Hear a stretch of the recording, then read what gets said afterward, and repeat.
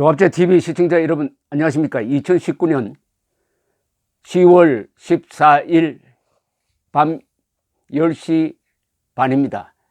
조국 법무장관의 사퇴는 너무 늦었습니다. 국민들의 화가 나는 민심을 돌려놓기에는 이미 너무 늦었습니다. 그리고 더욱 타이밍을 놓쳤다는 것은 오늘 문재인 대통령의 발언입니다. 청와대 수석 보좌관 회의에서 한 이야기를 종합하면은 조국은 뭐 잘못한 게 없고 언론이 뭘 잘못해서 억울한 사람을 만들었다는 뉘앙스가 강하게 풍깁니다.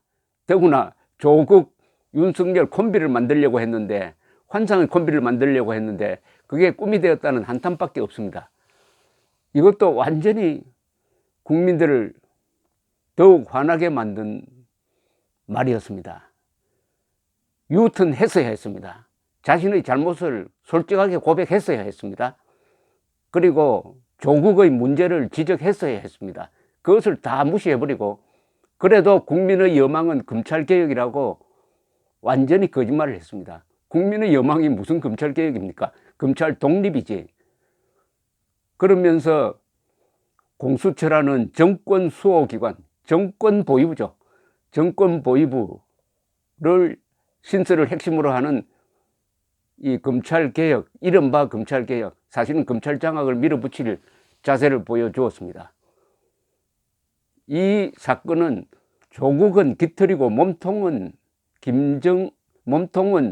문재인, 또는 문재인은 깃털, 몸통은 김정은, 이런 역학관계 속에서 이루어진 겁니다. 북한 정권까지 나서가지고 왜 조국을 옹호를 하면서 조국을 비판하는 애국 세력을 그렇게 비아냥거리고 욕을 했겠습니까? 북한 정권 입장에서 봐서도 조국 법무장관은 필요했던 것입니다. 자, 이제는 다시 정리정돈을 할 필요가 있습니다. 10월 3일, 10월 9일 외쳤던 100만 이상의 군중이 외쳤던 구호가 있습니다. 이게 국민의 의지입니다. 국민의 자유의지죠. 그것은 뭡니까? 조국 구속, 문재인 퇴진입니다. 이걸 놓치면 안 됩니다. 조국 구속, 문재인 퇴진이라는 목표를 이번 조국 사태로 흔들어서도 안 되고 목표를 이동해도 안 됩니다. 조국 구속, 문재인 퇴진입니다. 문재인 퇴진까지 가지 않을 수가 있었는데 오늘 문재인 대통령이 그 기회를 놓쳤습니다. 오늘 문재인의 6.29 선언이 나왔어야 돼요. 1987년 6.29 선언을 통해서 전두환, 노태우 두 사람은 국민들이 요구하는 직선제 개헌안을 다 받아들였습니다. 그렇게 함으로써 민주화로 가는 길을 열고 피를 흘리지 않게 되었습니다. 그래서 노태우 씨가 선거에서 당선이 될 수 있었습니다. 6.29 선언이 없었으면 노태우 대통령 절대로 출범하지 못합니다. 그런데 6.29 선언을 딱 받아들여 버리니까 그때까지 가장 욕을 먹던 노태우 후보가 1987년 12월 선거에서 36.6%로 당선이 되었던 것입니다. 물론 김영삼, 김대중 두 사람이 분열된 틈을 탄 것이지만은 이런 대도박이 있었어야 되는데 오늘 문재인은 기회를 놓쳤습니다. 하태경 의원 같은 사람은 국정 혼란의 주범은 문재인, 종범이 조국이었다. 오늘 왜 언론 탓을 하느냐. 이렇게 되면 문재인 퇴진으로 갈 수밖에 없다 라고 글을 썼는데, 이렇게 되니까 10월 3일, 10월 9일 그리고 앞으로 예정된 10월 25일 이 대국민 집회, 국민 대집회의 성격이 더욱더 국민혁명이라는 성격을 이제 갖게 됐습니다. 국민혁명입니다. 이것은 국민혁명입니다. 제가 기자 생활하면서 이런 혁명적 분위기를 느낀 게 세 차례 있습니다. 첫 번째는 제가 중학교 때 4.19 때였습니다. 1960년 4.19 직전 상황입니다. 그때 국민들이 분노를 했습니다. 부정선거에 대해서, 그리고 장기 집권에 대해서.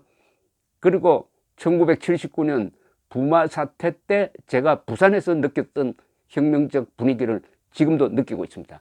그때도 김영삼 제명, 그리고 인권 제약, 언론이 제대로 보도하지 않는 데 대한 언론에 대한 불만, 부가가치세에 대한 불만, 그리고 이란 사태로 인한 경제 불황, 물가고 이런 게 한꺼번에 잠재되어 있다가 김영삼 제명으로 폭발을 했습니다. 그때의 학생 서민층이 느꼈던 분노의 폭발, 국민의 분노가 폭발하면 정권이 무너집니다. 부마 사태 열흘 이후에 11.6 사건이 있었습니다. 그리고 또 비슷한 상황이 1987년 6월에 있었습니다. 그때 전두환 정권을 상대로 6월 한 달 동안 국민들이 시위로 날밤을 새우면서 직선제를 요구를 했습니다. 그때 혁명적 분위기, 이 혁명적 분위기가 일어나면은 국민들이 용감해집니다. 집회장에 나오면은 같은 생각을 가진 사람들이 많아가지고 이 용기가 서로 확산이 됩니다. 전염이 됩니다. 그럼 집회가 점점 커집니다. 그럴 때마다 정권이 대응을 잘 못합니다. 이승만 정권이 대응을 잘 못했어요.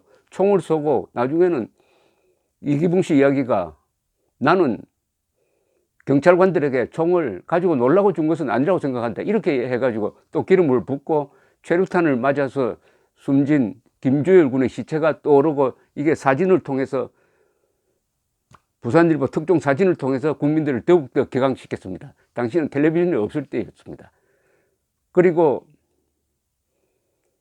10월 16일, 40년 전 10월 16일 부산에서 마산에서 부마 사태가 터졌을 때 박정희 정권이 대응을 하는데 거기서 김재규의 온건론과 차이철의 강경론이 붙어가지고 갈등이 일어났습니다.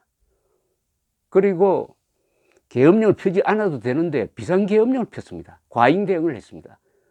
여기서 김재규는 밀란이라고 생각을 했고 민심이 떠났다고, 박정희를 떠났다고 오판을 했습니다.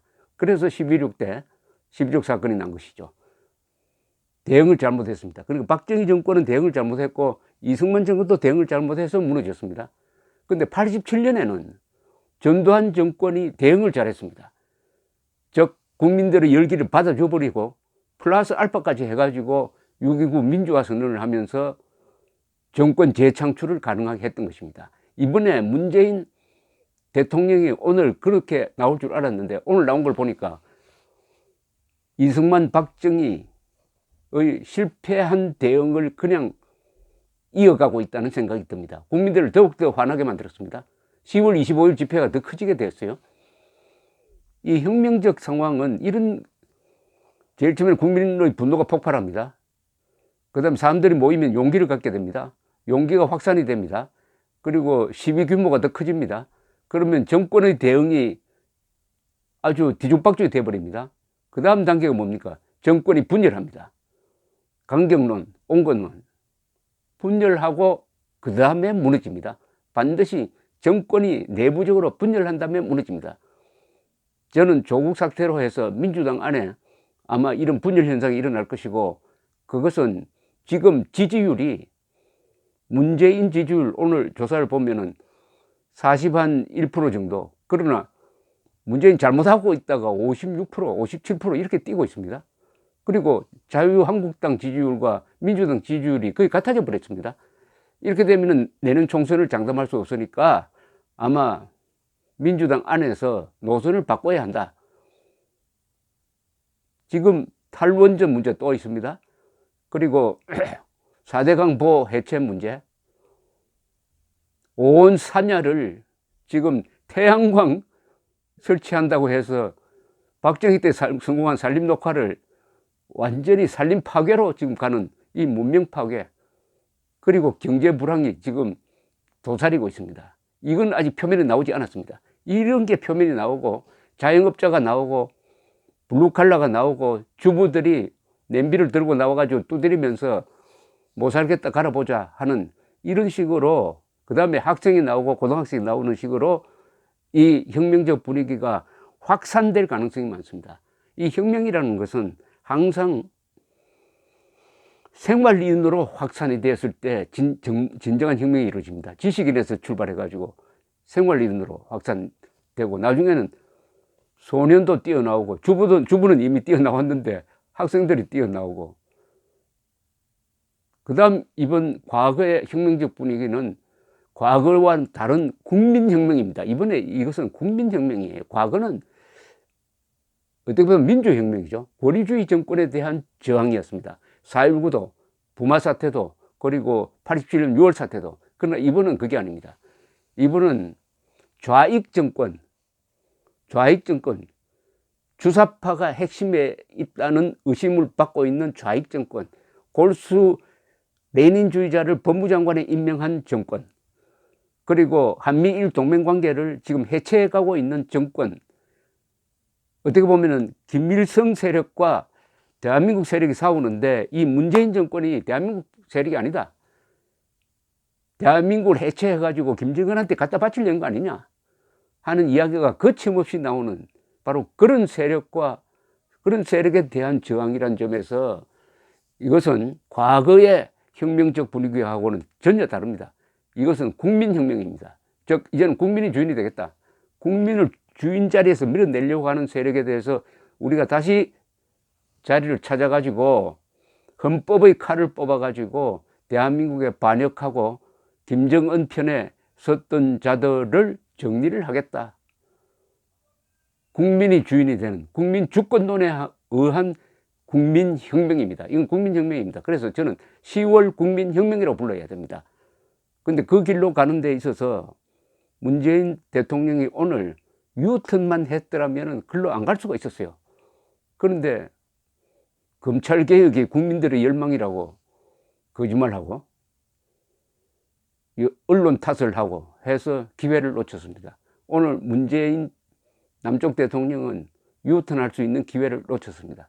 이제 국민혁명은 더 활활 타오를 것입니다. 우리가 가진 것은 뭡니까? 태극기로 뭉치고 헌법으로 싸우고 진실로 이깁니다.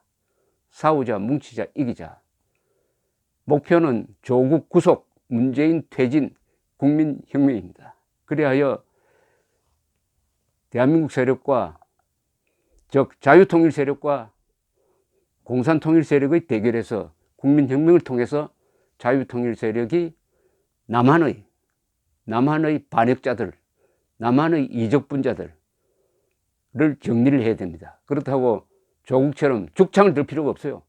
우리는 헌법의 칼을 들면 됩니다. 감사합니다.